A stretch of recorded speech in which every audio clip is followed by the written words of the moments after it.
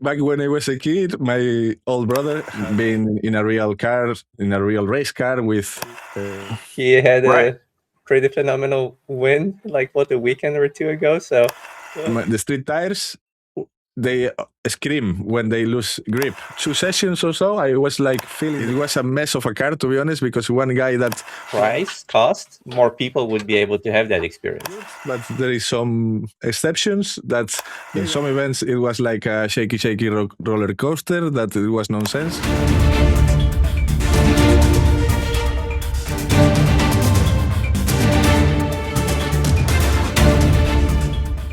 Hey, what's up, guys? Welcome to VRS. We've got another podcast for you.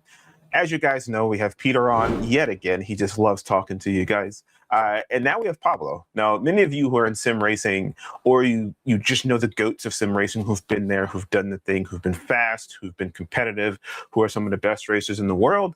Well, Pablo is one of those guys. Now he teaches, he does a lot of things in real cars, and we're going to have a conversation with him, just shooting the breeze, having some fun, getting to talk to him about some things in his life and his journey. So as we get to that, first, I'm going to say, hey, Peter, what's going on? How you doing today? Hey, Ray. I'm doing great. Really love being here with you and Pablo.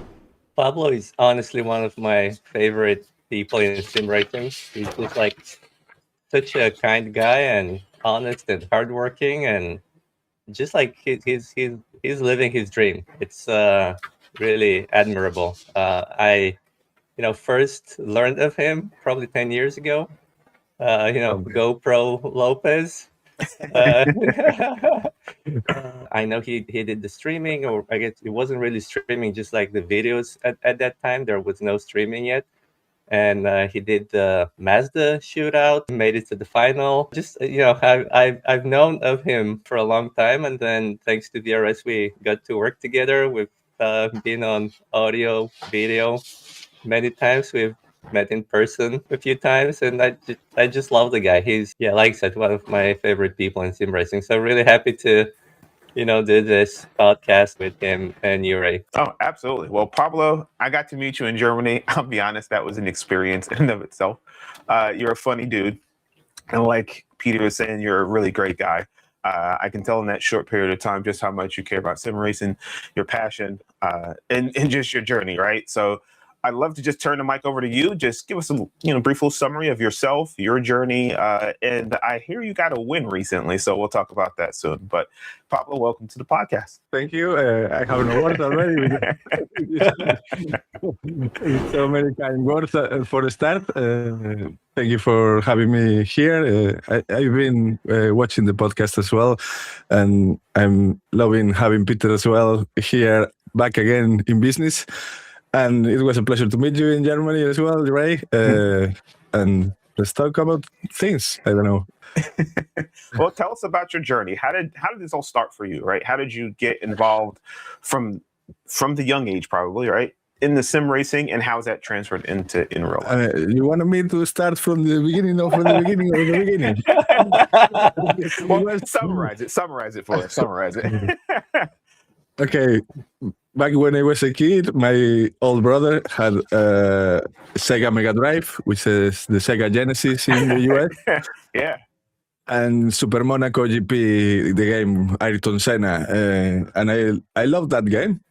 And that was my first taste of virtual cars. Though I had cars for toys. And it was a really nice experience for me at first. And fast forward many years from that, PlayStation arrived at home. My brother was a techie, an early adopter for consoles and everything. And I had the Gran Turismo or Ridge Racer, and I played those games. And Gran Turismo hooked me up pretty much, the first one. And I did endurance racing with the gamepad. Like 12 hours to win some credits. It was crazy for me. And then when I was studying out of home, I was studying IT development. I found Live for Speed, which is LFS, a sim from 2004, but I found it at 2006 or something like that. and found that, well, internet was in the beginning in my country. I mean, not in my country, but in my region. And I found out I was hacking Wi-Fi's with Linux, and I was racing online in a league that some Spanish people was organizing.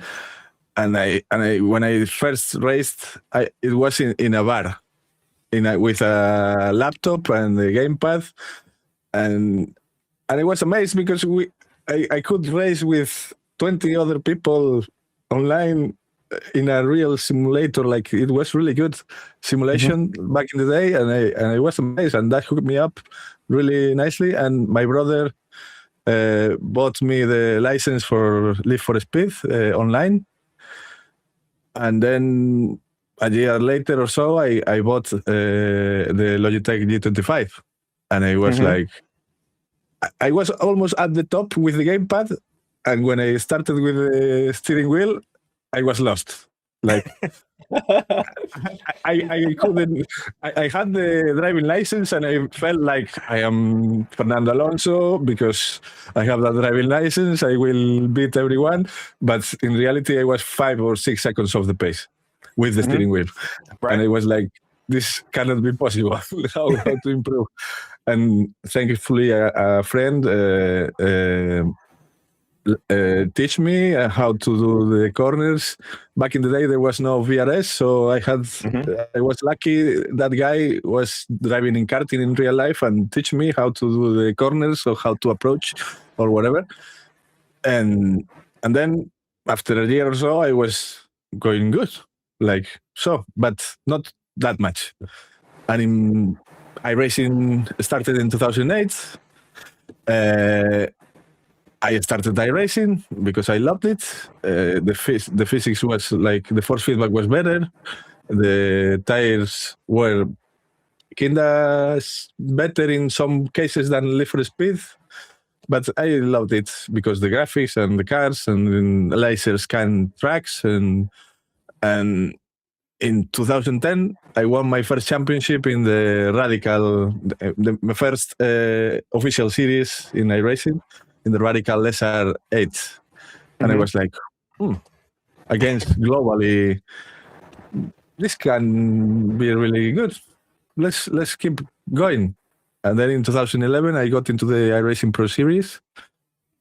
2012 in the World Championship, and all started like a snowball, like being bigger and bigger. And I was in a professional team that wasn't paid, but it was sponsored by Steel Series. But back in the day, I did my videos, recording all my races, and because I loved then to watch the races and see where I failed or where I did mistakes, or to have funny moments about a crash or whatever. And fast forward many years again, in 2016, as Peter said, I was working as a web developer for 8 years, and in 2016 I quit because, well, the company did a shady thing to me, and I said, okay, it's enough. I will search my money in another place, and I was looking for a job for web development or whatever. And Mazda and iRacing did a championship. I went into the final, and in the final was 60 cars in Laguna Seca, 60 Mazdas. And I was working in Madrid in an event with simulators for a friend that had a company with simulators. And the final was that day after work, so I couldn't practice at all. And I was driving in another friend's home with his simulator without practicing after 10 hours of work. and I came, the qualifying, I did shit. I was 56 on the grid, and I finished the race P10. Nice. Wow. For Wow. me, it was crazy because overtaking 46 cars in Laguna Seca, it was crazy. And the top 10 guys could send like a portfolio and to show off to Mazda, and one of those guys would be selected to go to New Orleans. And suddenly, weeks later, I received an email from iRacing that I was selected, and I was crying like all over the place. Tears of joy, right? The room was flooding. The room was flooding of my crying, you know. And I went there, and it was crazy, epic experience. Being in a real car, in a real race car with slick tires. I never was in a real race car. I was in karting, rental karts, like slow ones, and I wait a lot, so I cannot do a lot in rental kart. But yeah, well, it was really epic experience, but I wasn't selected for the scholarship of $100,000, and that was it. And then another professional team came. I was there, Vodafone Giants, and I think in 2018, I was talking with a friend that was the owner of Radicals Online, Andy, and he told me that VRS is sixth, and I was like, I still don't have a job. I was doing the government payment of unemployment for 2 years. After working that many years in Spain, you can get 2 years of, it's not a lot of pay, but I had a flat here and I don't pay rent. So I sent an email to VRS, and in this case, Peter did an interview with me, and I was on board of VRS, and for me, that changed my whole life. Like I started to be autonomous worker in Spain, to be able to invoice VRS and work from home. For me, it was like, how in the world I achieved this, but I am so proud of it, and I will push to the limit to be able to succeed here and keep trying, and more or less that was it. There's more to the story. I mean, there's more to what kind of comes into your life later. But I mean, you can just look at Pablo and look at his smile, and you can just his energy. Like he's such a great guy, and there is a quote that I love, and it goes, "What is success but the freedom to do what you want?" And I think Pablo just like truly embodies this. He has this passion, and he just pursues his passion, and then opportunities, just turn up in his life. And there's been he didn't get the opportunity to drive in real life back in 2016 or for the following season, but now he's doing it, and he had a pretty phenomenal win like a weekend or two ago. So well, more to the story, but yeah. So with all that being said, though, right? Like, so obviously, Peter, you gave him a chance, right? You gave him a chance to come work at VRS. Like he said, he gets to work from home. And many of us who now work for VRS in some form of capacity enjoy those aspects of VRS, right? Because we have people located all over the world that get the opportunity to come and work for us and share their passion. And obviously, Pablo, you're one of those guys, right? Peter, when you first talked to him, like, granted, you didn't know Pablo from a hole in the wall, as they say, but you gave him an opportunity. What was it at that particular point in time that made you go, I like this guy, he has something, I want to bring him on to VRS? I mean, I think I said I didn't know him as well as I do now, but I mean, he's such a personality, and he's so passionate, and he's just a great guy. And like I said, he's honest, he's hardworking, and he shows up and gets the stuff done. So you don't know that ahead of time, but I just Right. I just had You can sense it. I just had a feeling, you know. Gotcha. No, totally cool. So Pablo, you made time on slick tires, right?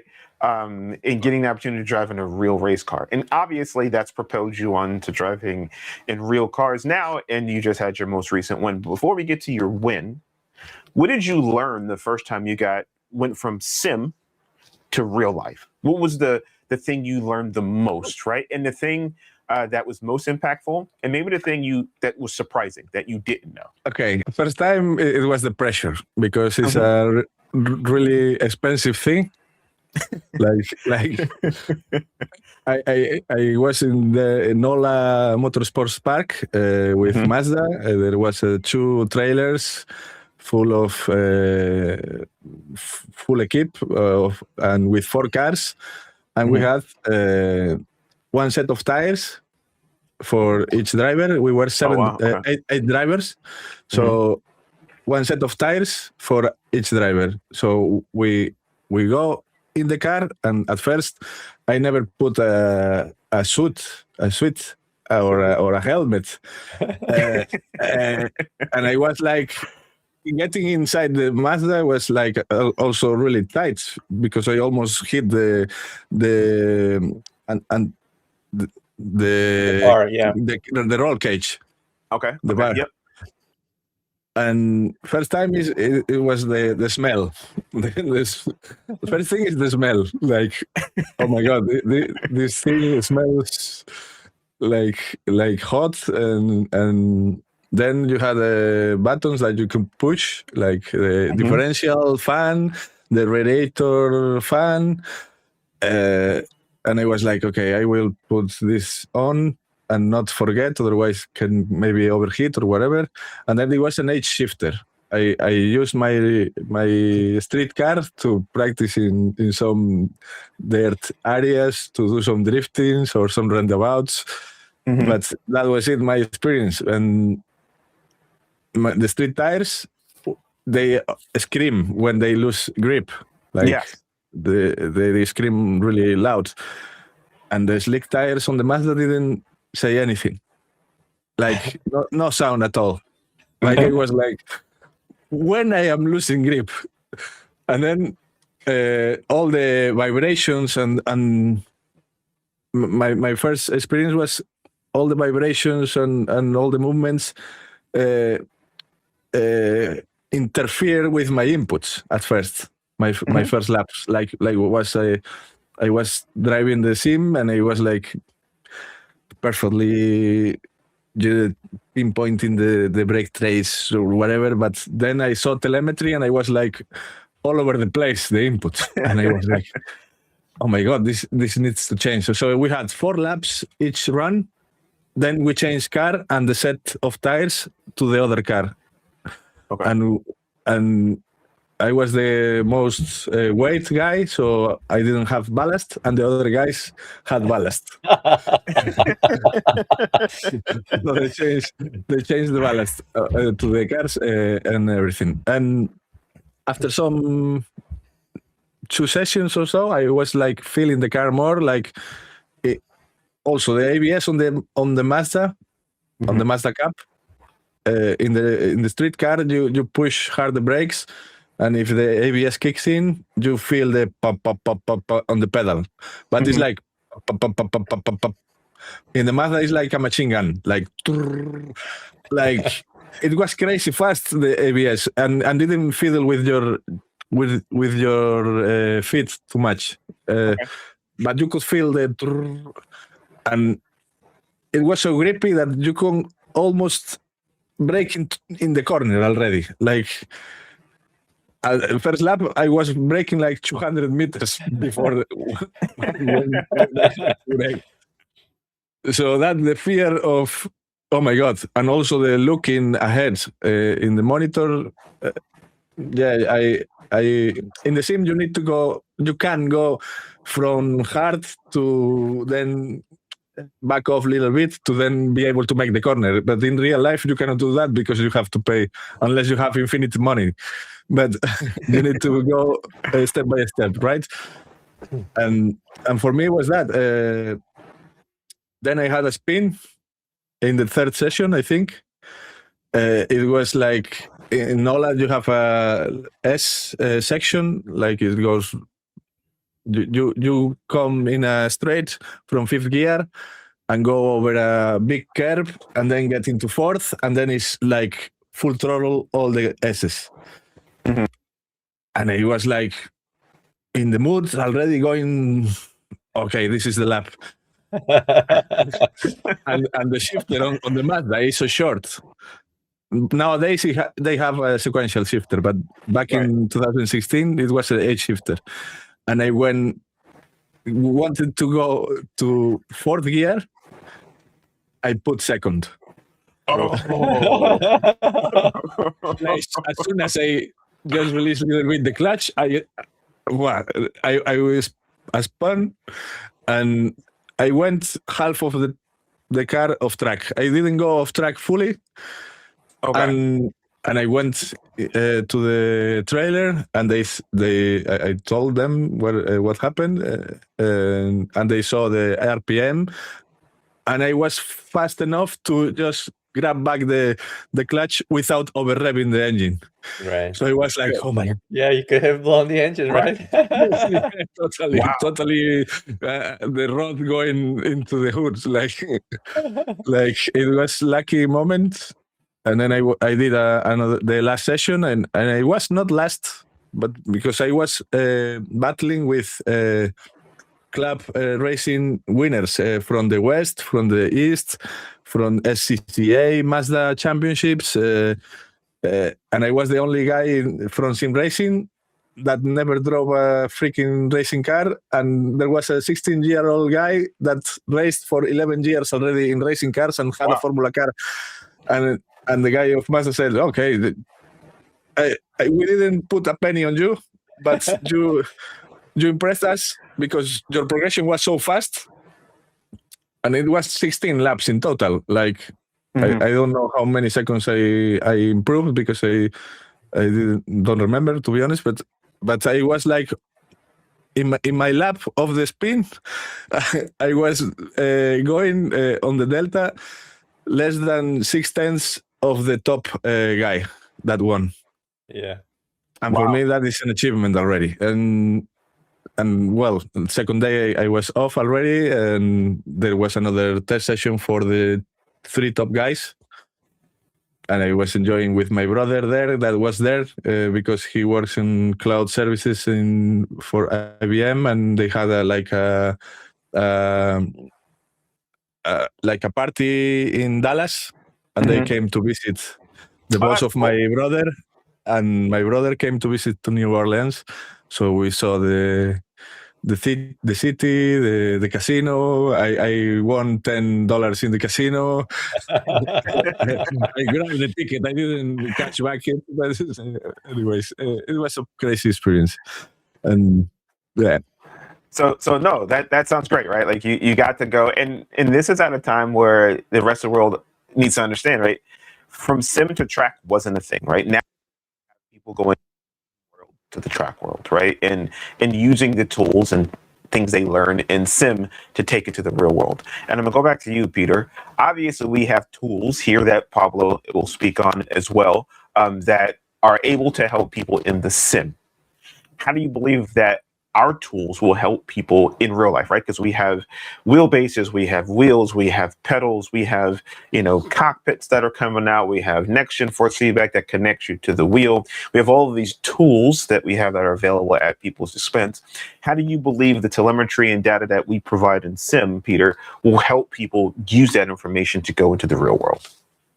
I think the main thing is you just get unlimited seat time in the sim, and everything you do in the simulator you can do in real life. It's just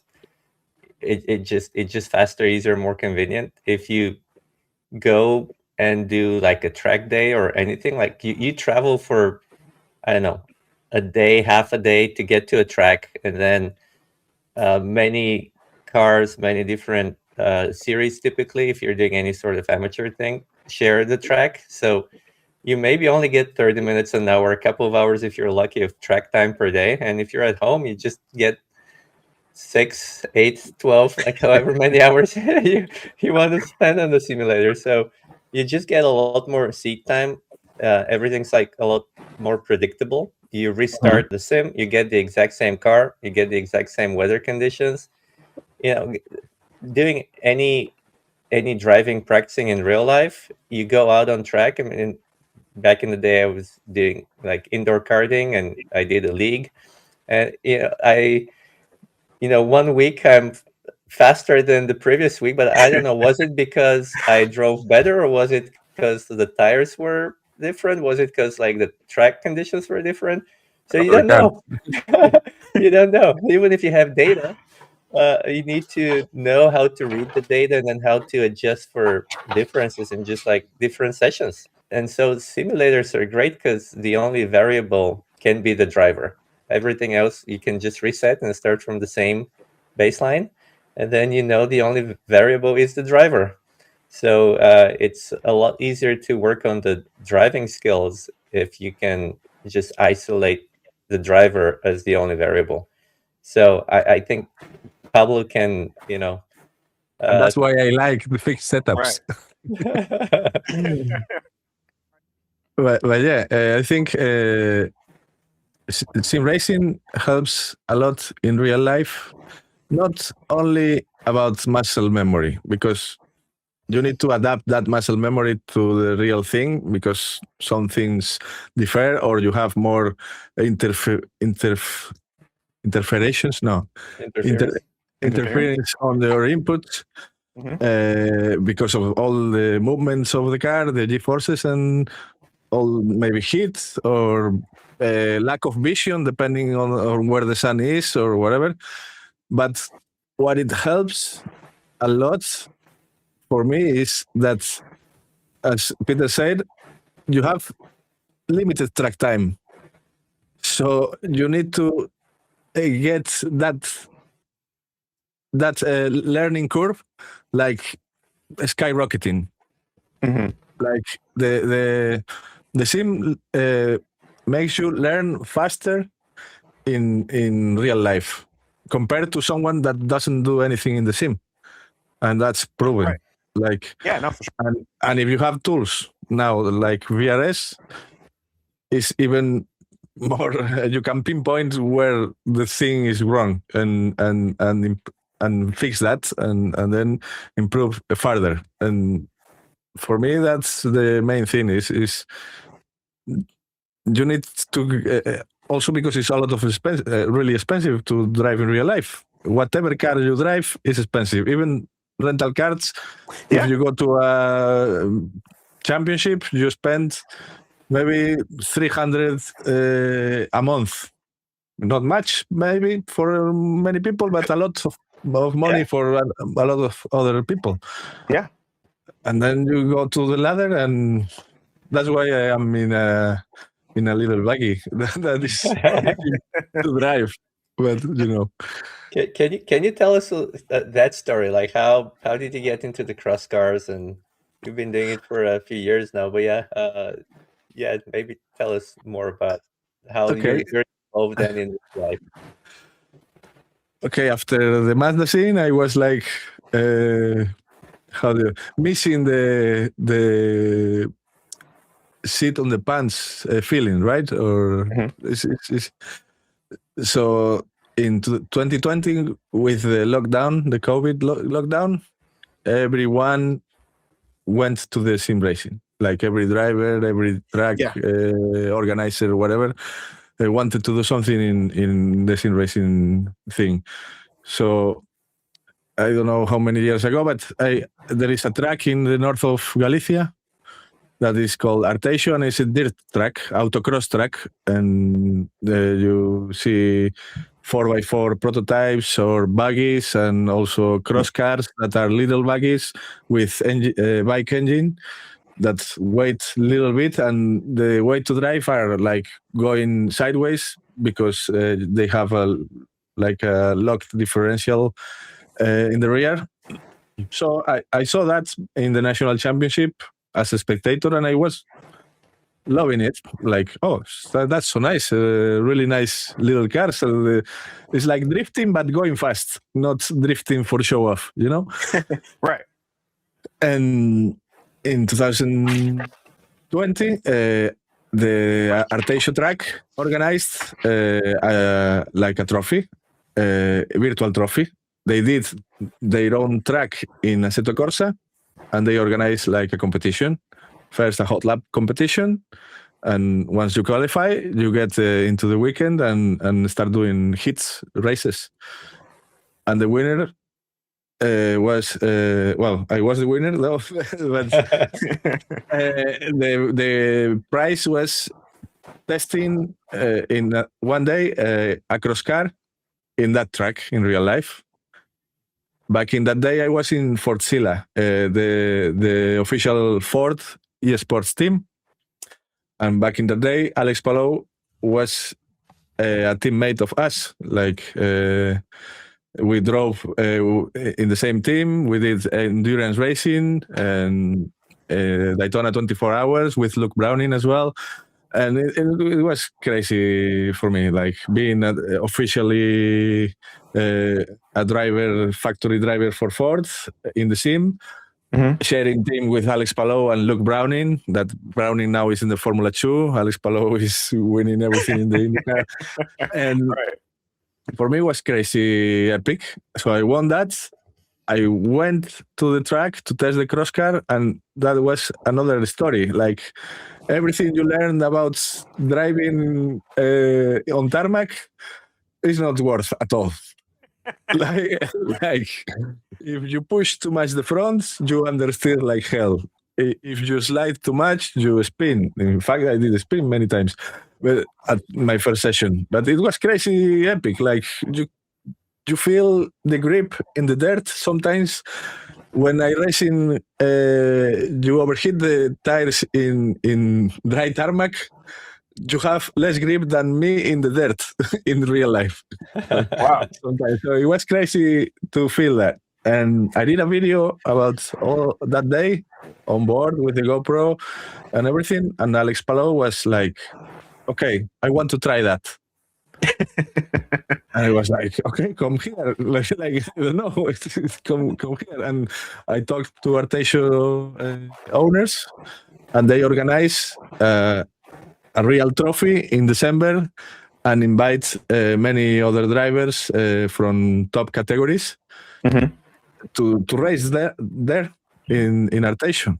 And Alex Palou sit with me and with VRS, and thanks to Alex also, VRS paid for my rental on the real car. and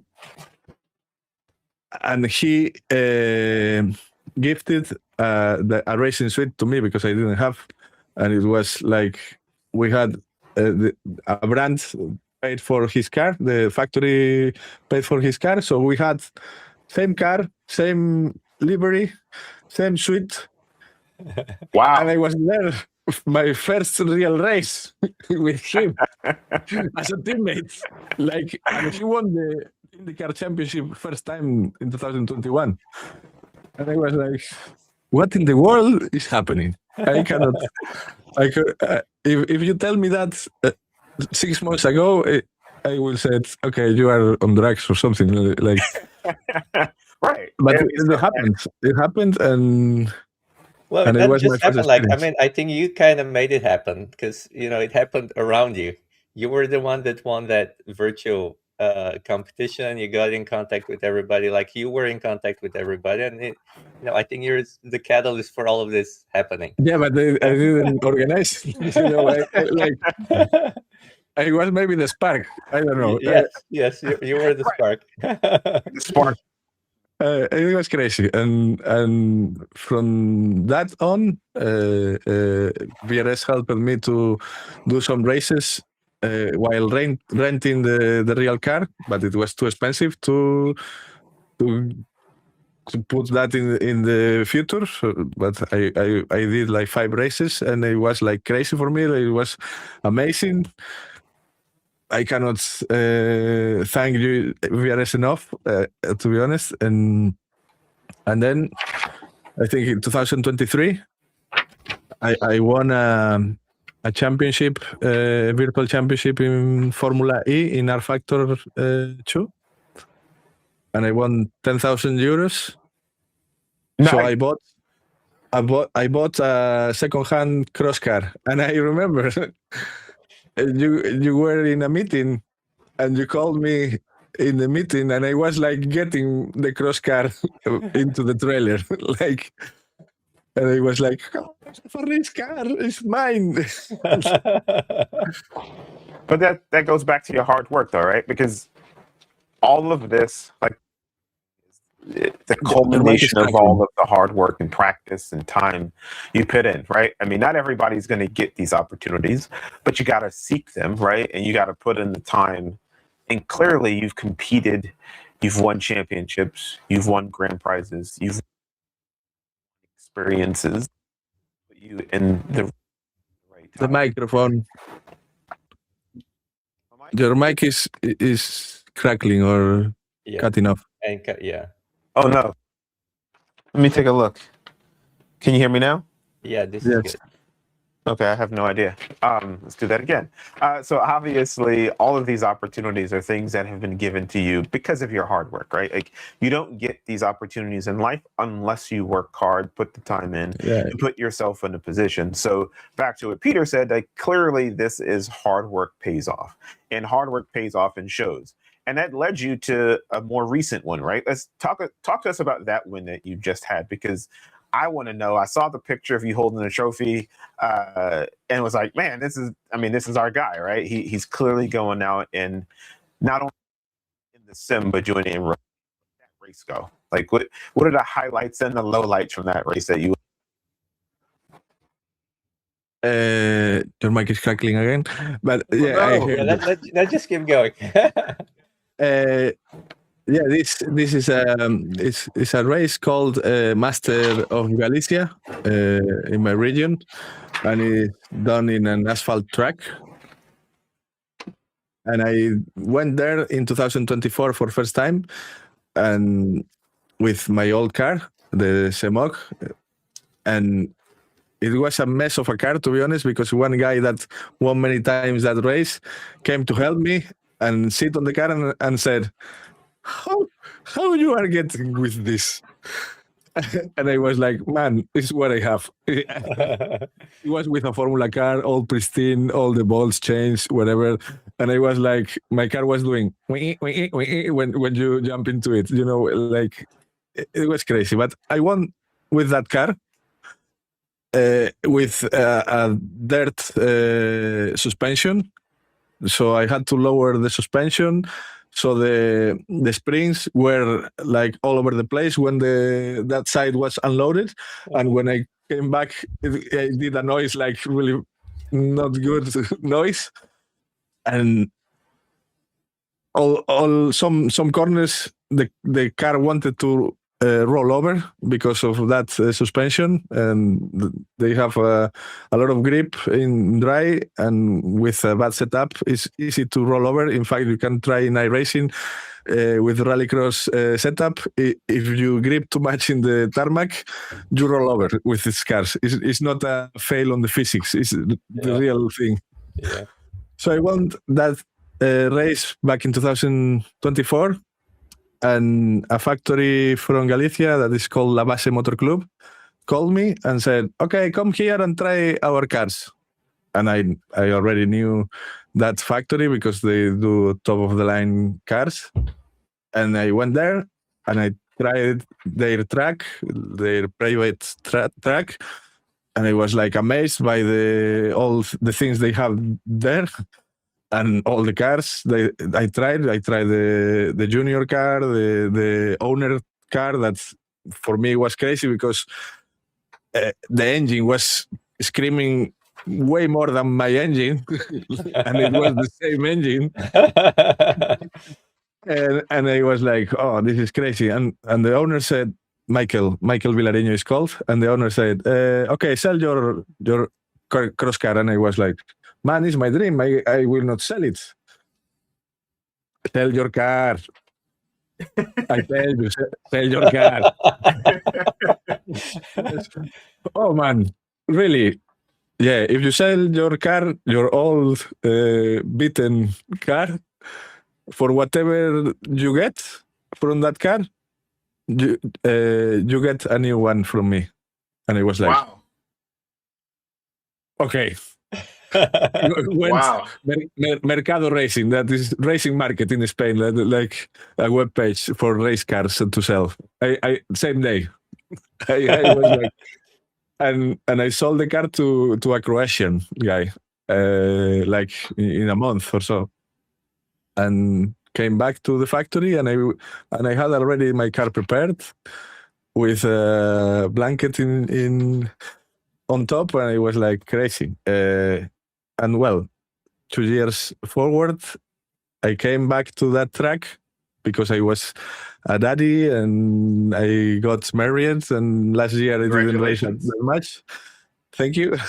And after like 10 months or so without touching the car, I went back to that track and it was snowing and raining really hard. And I was like, oh no. Oh no way. But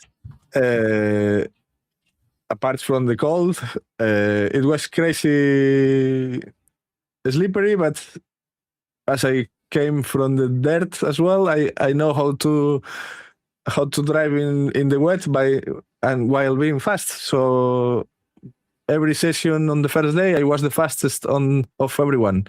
And the last session, I put 3 seconds to the second guy. Wow. And I was like, okay, vamos.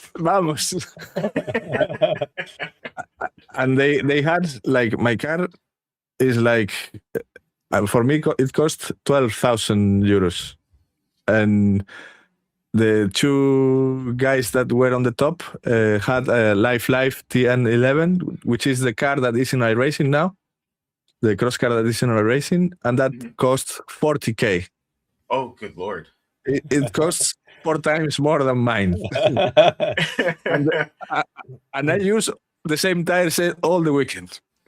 And the guys did change the tires, I don't know how many times, and they had tire blankets to get the tires hot. Yeah.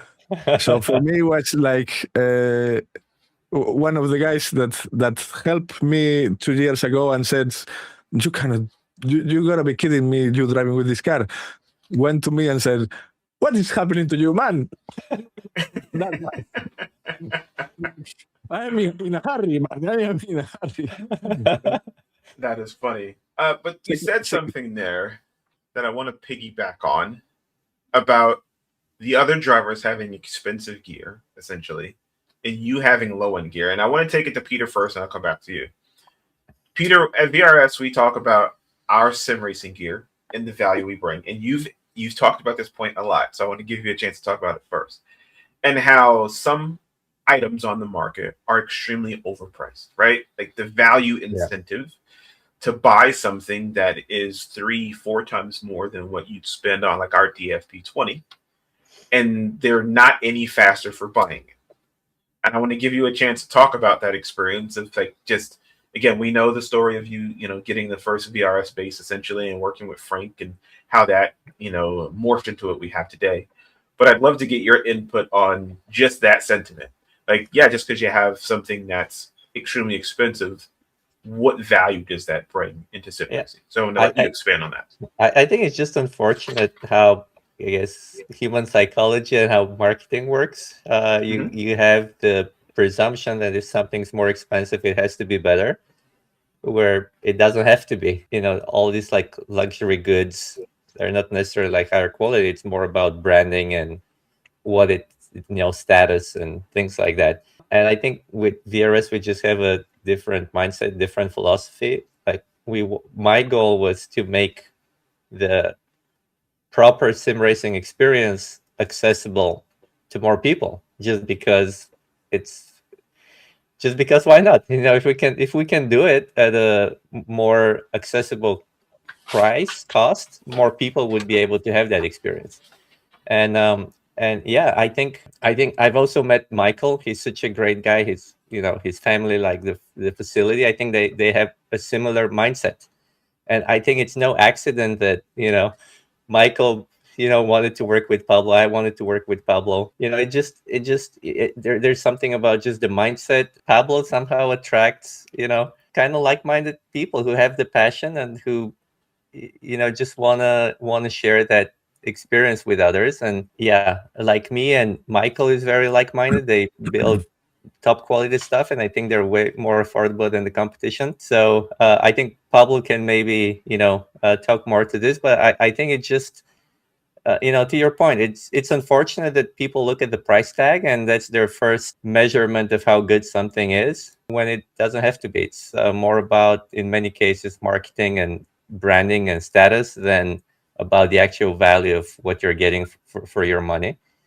And I'm just so happy for Pablo, because I and VRS supported him to the extent we were able to, and then Michael came along, and then he's supporting him even more in real life. So I'm just so happy to see Pablo pursuing his dream and not giving up, and putting the prize money from one thing back into his dream, and things are, like you said, slowly snowballing from there. So it's such a great story. Right. And I think that goes back to what we talked about in the previous podcast. You can take the money you get from something, and he could have put it in his pocket, right? And said, you know what, I have 10 grand. I won it in a racing event. And that 10,000 euros could have been spent on food and a family vacation, or just going out and have fun with friends, or buying more sim gear. But he reinvested in himself. And obviously Pablo, it's paid off tremendously. But moving forward from this last one, right? What's the plan for Pablo in real life racing? I'm pretty sure you have a plan, right? You have a wife. Congratulations. You have a baby girl who's absolutely beautiful. As a father of 5, I want to say that I love kids, and your daughter's beautiful and looks like she's tons of fun. Pretty sure she drives you crazy, as all kids do. But now that you're a married man with a daughter, how do you move forward, right? What's the plan for Pablo, racing, sim racing, coaching, and all the things? Okay, first, as we were talking about real life racing, I will change of discipline in this year, from this year onwards, because I love autocross, which is dirt racing, and the way you drive, and the racing is hectic, is crazy, fast pace, with people around. Sometimes you don't see a shit because you have mud on the visor, and you need to get the roll off, and it's crazy. You are sideways 140 kph, shifting, getting the mud off, it's right. It's almost heart attack pace. But the thing is, there's no button for that, like in iRacing, where it just removes the mud. I wish. But the thing is, I want 2 hits in real life in dirt, but because I didn't have the best engine or whatever, I couldn't be more consistent on that. But also the thing is, while being pretty fast with less expensive gear and less tires, I got many times crashed, and I had to fix and pay for the fix of the car. And I am not infinite money pocket. So the 2 times I raced in asphalt, the 2 times I won, but by a margin. It was battling against the clock, not battling against 15 crazy people around. That's sometimes they have mistakes, or sometimes they are cunts, to be honest. There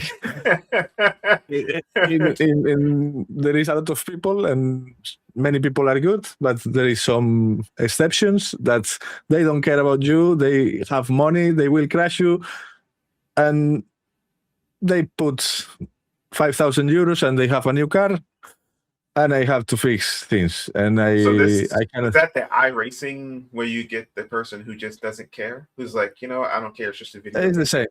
It's the Same same, but with money on the pocket. Like, yeah, there is sort of sometimes it seems like open lobbies. Sometimes you can have a really good race that they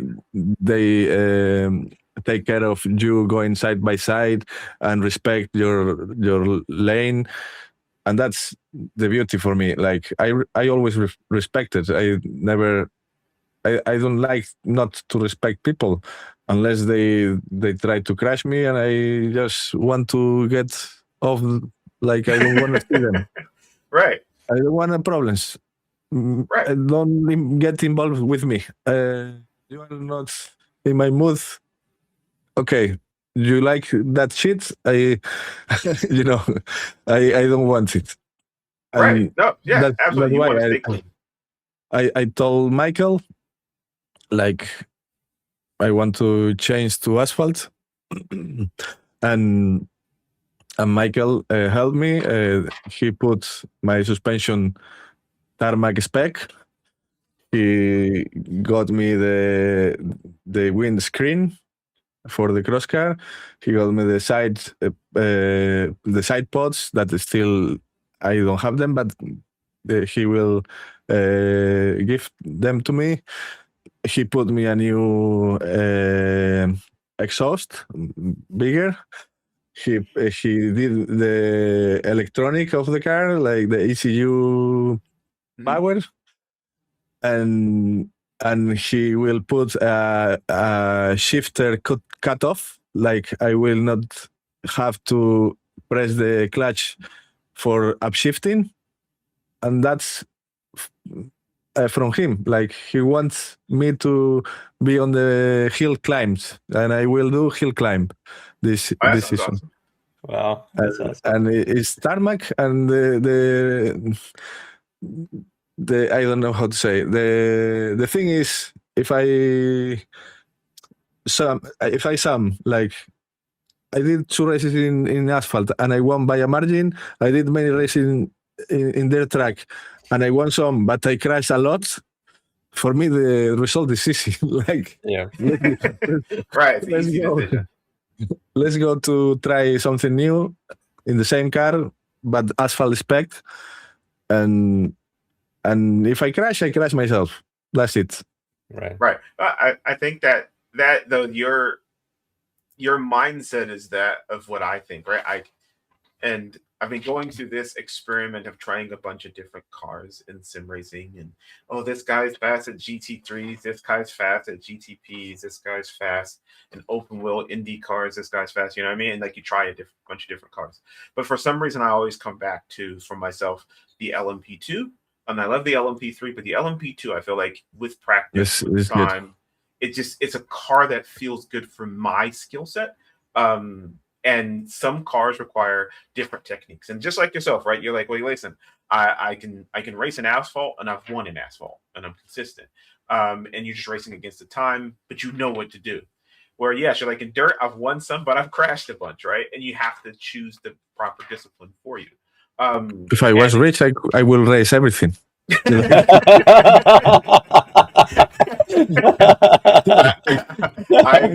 agree. Yeah, if I was rich, I'd do it all too. But I have a daughter now, and I need to. It's cheaper to run in asphalt. The tires in dry, you need to get the tires like worn tires, like like almost slick is better than new tires in asphalt in dry. So makes sense.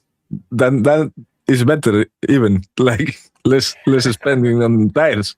Yeah. No, that absolutely makes sense. I mean, at the end of the day, and Peter, like, how does a person who wants to do this, maybe they don't do it in the real world, right? But they want to use tools that we have to discover how to be the best they could be.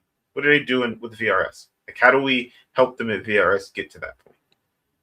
I think, you have the games, you have the simulators, but the tools that we provide just help bring awareness to what you're not aware of. and makes it very easy to compare yourself to others and ask questions and get coaching. I mean, at the end of the day, you got to put in the work and you got to put in the practice. But you can, from my own experience, like many, many years ago when I started doing the karting league, you just don't know why you're faster.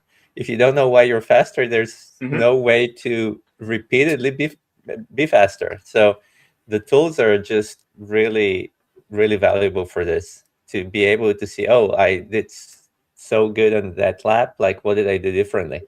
How is, like, what was that, intuitive thing that I did, and how do I repeat it consistently lap after lap, so I can be consistently setting those lap times, or what's wrong in the technique, like, without any tool to give you awareness on your patterns. Like, I mean, it'll take you just a lot more time to just somehow naturally, like, for your brain to trial and error to figure it out. But with tools, with awareness, it's much easier. You can be a lot more pointed, a lot more efficient. No, It's crazy how better it is to see the telemetry with the video encrusted there, embedded there, because many people at first says, "I do the same."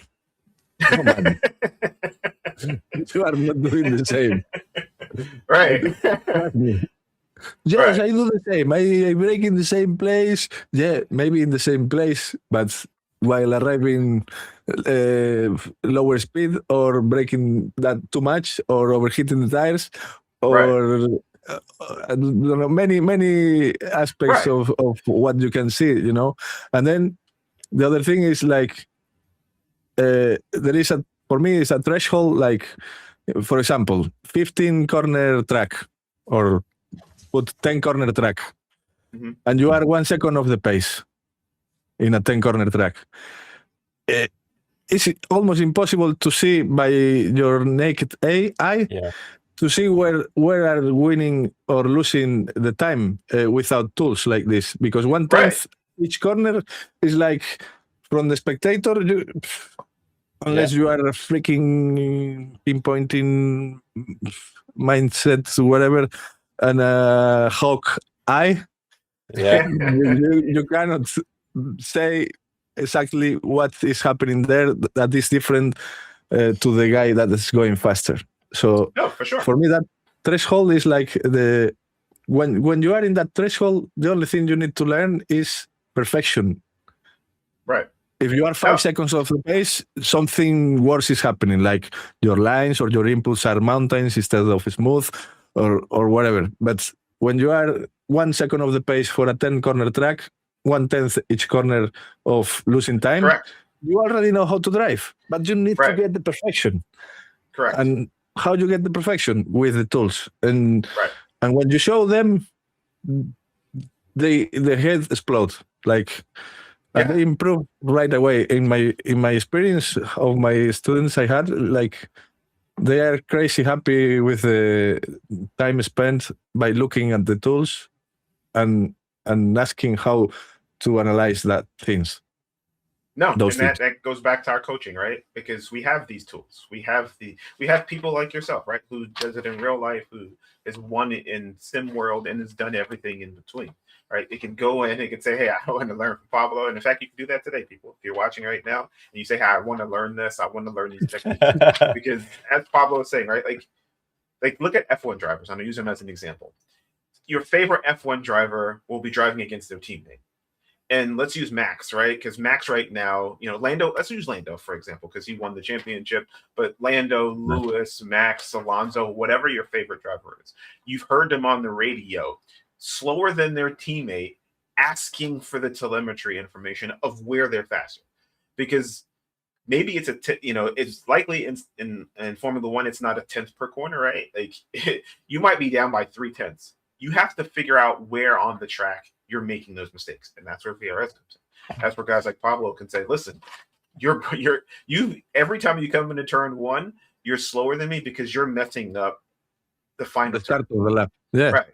So the start of a lap is always slow And that's why, yeah, you may be braking at the same point. Yeah, it looks like your traces are looking good. But this is where our coaches, like Pablo was saying, can come and sit down with you and say, listen, this is why you're leading into this. This is why you're making a mistake. This is why you're here. But I want to go to this next topic, and it's kind of a hot topic, and I want to make sure we get this in before this podcast is over. Motion. Motion rigs, right? And I want to have this conversation because, and anybody who knows me, I have a motion rig. I've tried a bunch of motion setups. And I believe most people, and when I say most, that doesn't mean all, because all is never a good statement. But I went online, I looked at the iRacing numbers and just looked at the rankings. And 80% of people sit at 2,000 I rating or below. So my I rating right now says I am better than 80% of drivers. And I don't consider myself blazing fast. And these are drivers who have had either one race or 500 races. Then I went and looked at the data to say, okay, what about those drivers who are at 500 races or more? Well, then at that point at 2,000, you're better than about 55% of people. So you're still not bad, right? You're still better than you're better than more people than more people behind you than in front of you. So I'll say that to say that I'm of the mindset that motion tuned properly, that doesn't mean you're moving and shaking all crazy. Just subtle inputs that give you information that you can use to be faster for the majority of people who don't have the skill set that can feel it in their hand. But I want Pablo and Peter to talk about motion because I've used them all. I've tested them all. Some are good, some are bad, some are average, some are, and they're everywhere in between, like a whip race. But I want Peter, you to go first before we get to Pablo, because I have an idea what Pablo's going to say. But I want to get to you first, Peter, before we let the big gun go ahead and have his spiel. So what do you think? I tried motion, I think in 2016. I went to an event, a sim racing event, and I think it was the sim experience that I tried. And I don't know, I was underwhelmed. It's I was like, oh, can you make this like do more? The point is not for it to do more, but I think it was just kind of very subtle. In general, I've talked to others on that topic. The consumer grade stuff typically doesn't have the power to really be responsive. We talked about input lag in a previous episode. The proper professional motion rigs, the hexagon, style, with the big actuators that are a room size, and it costs like 100K, 200K. Yeah. Those, they're responsive. They would, I don't know what the input lag there would be, but, they are responsive, and they give you like proper like forces, G-forces. You can feel proper G-forces there. But something like at home, I mean, yeah, maybe it creates a little bit more immersion, but how realistic it is, I'm a little doubtful about realism and whether it actually gives you feedback that's actionable in terms of, again, just purely in terms of input lag. And I haven't really taken time to look at any, stats. And unfortunately, in sim racing, there's so much is subjective. Oh, I like this, or this feels better.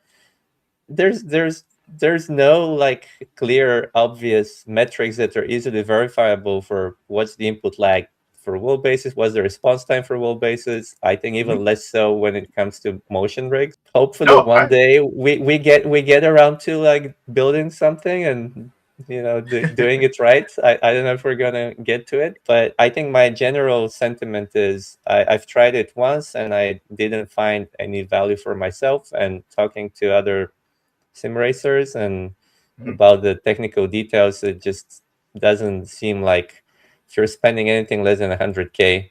And if you can spend 100K for something that's still like essentially commercial grade. So tag. I've tried $100,000 like the sim rigs you get, and again, like every one of them varies, right? And I will say this, I mean, you tested it in 2016, so it's a decade ago, right? And things have obviously gotten better. I'll say commercial grade has gotten significantly better, and just in the last like 5 years, right? Like I look at motion, and I'm going to say this before I get to Pablo. I look at motion like I look at a direct drive wheelbase, right? Like going from belt driven to direct drive was a massive shift. Not everybody could afford it. Not everybody can even get one. And the biggest shift I know for myself came when I first saw the Fanatec CSLUD. It was like, oh, this is cheap direct drive that I can afford to get in my home. You know, being somebody who didn't know about all of the industry at the time. Obviously, prices have come down. It's far more competitive over the last 5 years, and COVID really kind of excelled things up the chain. But coming to you, Pablo, right? So motion, right? 2025 has seen some great advancements in it, 2026, and it'll get better more and more.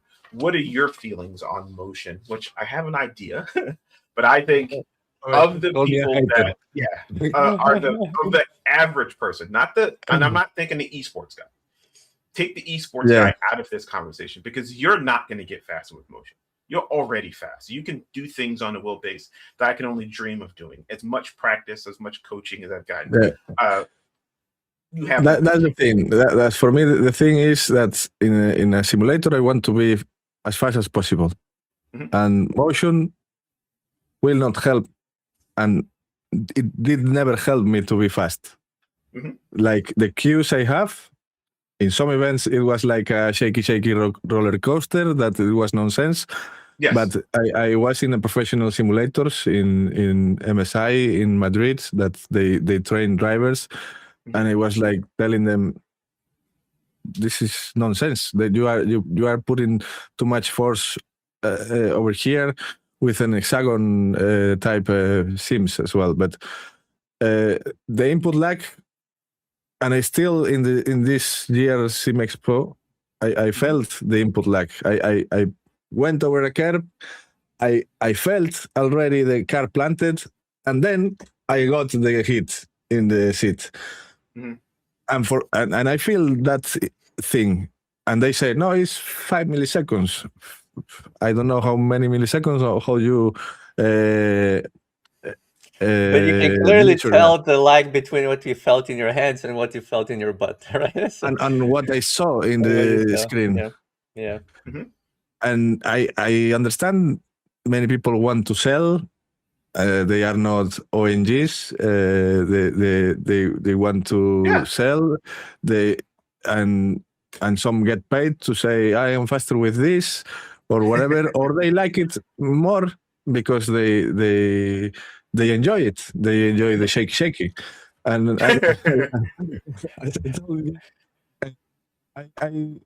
I split the movement in 3 things. One that is really cool is vibration. Vibration it can be simulated really to the perfection. Like you put some transducers and then you assign those transducers to whatever you feel, RPMs or the rumble strips on the curves, and you feel the vibration like in the real thing. Then you can get suspension movement, like body roll and body roll and body, I don't know how to say. Body pitch. And if they are subtle, like in a real race car, depending on the race car, the suspension movement is like tiny, really tiny. In a track, like a stadium super track, obviously you get like those body roll, like, you know. Right. You can simulate kinda perfectly that suspension movement. But the key point is G-force. For me, that cannot be simulated. No. Even if an hexagon type thing. You can simulate the first hit. Yeah, the instantaneous, But the sustained one, you cannot. And can I ask you, Pablo, so for the suspension, like, are they equally laggy? Because it makes sense. Like, you have the suspension platform, you have the actuators in 4 corners, so you can replicate that movement of the chassis, but again, it's the same issue with the input lag, right? Yes, the same. But if you, they will not help to be faster. But it will help maybe with the immersion, and if you are in VR, maybe as well, you like it more. But for me, it's a no. But I tell my theory, right? And let me show if I can show the screen. You see this? Yes. Yep. Imagine a simulator put in this plane, Uh-huh. right? For me, the only thing you can simulate up to 1G G-force is putting a simulator in one of kind of this plane, right? In this one. So when you brake, obviously this needs to be enclosed. You cannot have a reference outside the thing. Right? You only need to have the screen or VR. So when you brake, this plane rotates to the top, so your seat goes up, and then you look down, and you feel the gravity pushing yourself into the seat belts, and you can feel that for an undefined amount of time. Maybe I didn't try this. It's a theory, right? You know, maybe Right. I am having a $1 million company here, but you know, you can feel the braking, because many times in simulators motion, you brake and the seat gets you from behind, and I was like, no, Correct. you in real life, you brake and you separate from the seam or from the seat and get tight into the seat belts. And with this kind of thing, maybe you can sustain up to 1G forces of gravity if you are braking many seconds. But this kind of design maybe have a lot of I've seen those problems. 6 degrees of freedom rigs. So I've seen things that do that, but again, I don't know how responsive, like what's the input like for those. So I will say this: I've tried them all. I've tried the spider ones. I've tried the platform ones. I think the immersion thing is the best thing for it, right? Like, as a consumer, as a person who's never going to be an esports racer, immersion is the most powerful thing in the world. I've done it with, I have a Pimax here that I'm reviewing, and I've done VR motion setup on the rig, and it is absolutely amazing from an immersion standpoint. Where I think people can get faster and get suspension. I think that's what's helped me understand, because like what I've learned about guys who are esports drivers who are 8K, 9K, 10K, people like yourself, you guys feel the nuance through the sim that I don't feel through the wheel, right? And I think that's where most people with the look, right? Like we can't feel those little nuances of the car that make you so precise, that make you so great. And there are those people who I believe are exceptions, right? That's why they're called the aliens, right? Because they're so quick, they feel what the car's doing here. For the average person who's like 80% of iRacers who can't or may not be able to have that fine detail, right? Because not everybody's going to be a 6K guy. I feel I have the capability of being a 4K guy with really good practice. But why I think motion can help is it can help you feel with the suspension. I don't have all the roll and all those things. Like that's for the that's for the show, right? That's for the I'm streaming this. I want you guys to see what my rig can do and do all the motion. But what I've learned is I've just turned on suspension. And that's helped me feel like, okay, that's why when I'm coming into this corner, right, I'm bottoming out, or I'm not braking enough and I'm turning in, because I don't feel those finer details when I was in a static rig. And I think that's where, as motion gets better, right, especially consumer grade versus you can't sustain G-forces. There are things you're not going to do with body roll that just completely feel off-putting. But the suspension is a big help, right? And then setting the pitch where when I step on the brake, it's just a subtle, I can now feel something that you can feel here. I can feel here. And I think that's the difference why the average person who's a huge chunk of iRacers will get faster, because we'll learn something we otherwise don't know. And then if you have the skill set to be the Pablos of the world, I do think people will turn off motion completely. Or if they do keep it on, it'll be for very subtle things that they've gotten used to.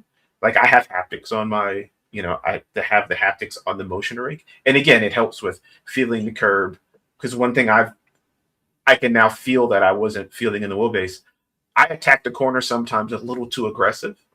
And I get that part where I'm watching the video, like I'm watching yours, Pablo, and it's like, yeah, you want to attack the curve at this angle and you want to get on throttle here, and like you're going to 80%. And I'm like, dude, if I get to 40%, the car's in the wall, right? And I'm at, Watkins Glen in turn 1, right?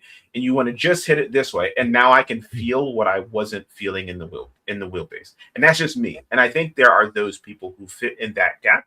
But I think we can have this conversation for days. But I do have one final question. Sure, years. Exactly. But I have one final piece of this before we sign off. And I'm going to do it with Peter here. So I've got a list of tracks I'm going to ask you your favorite are, Pablo. And again, we have to do this again. And I think what we're going to do is we're going to do a coaching session with me and you. And we're going to stream it so people can see what value you bring. And how you how people can sign up to get better. And I will pick your brain because, yeah, it's always nice to have one of the GOATs help you. So are you ready for this? Yes, let's go. All right, let's go. 3, 2, 1. All right, so tracks. Monza or Spa? Spa. Spa or Road America? Spa. Spa or Road Atlanta? Spa. Spa or Imola? Spa. Spa or Watkins Glen? Spa. Spa or Catalonia? Spa. Spa or Sebring? I love Sebring, but the Spa. Okay. Spa or Silverstone? Spa. Spa or Canadian Motorsport? Spa. Spa or Portimao? Portimao's fun. Okay. Spa or Interlagos? Spa. Spa or Mexico? What? Spa or Mexico? Spa. Spa or Nordschleife? Nordschleife. Ooh. Nordschleife or Fuji? Yes. Nordschleife. Nordschleife or Daytona? Nordschleife. Nordschleife or Hungaroring? Nordschleife. Nordschleife or Le Mans? Nordschleife by a mile. Okay. By a mile. Well, man, for me, it was like really monotonous, but yeah, the first track is Spa is one of my favorite tracks, and then it's Nordschleife. That is, I was there in real world driving, and for me, it's the mecca of the tracks. So, if you're picking Spa or Nordschleife, you're picking Spa first. No, it's picking Nordschleife first. Yeah. Okay, there you guys got it. Pablo, thank you for being on. Peter, thank you for being here. I look forward to all the future podcasts. I'm thankful to VRS for allowing us to put this on. You guys have any closing remarks as we get off of here? Thank you for having me, and thank you for doing this. I watched them all, and I am loving them. Also, the engineer part with Frank and Dennis.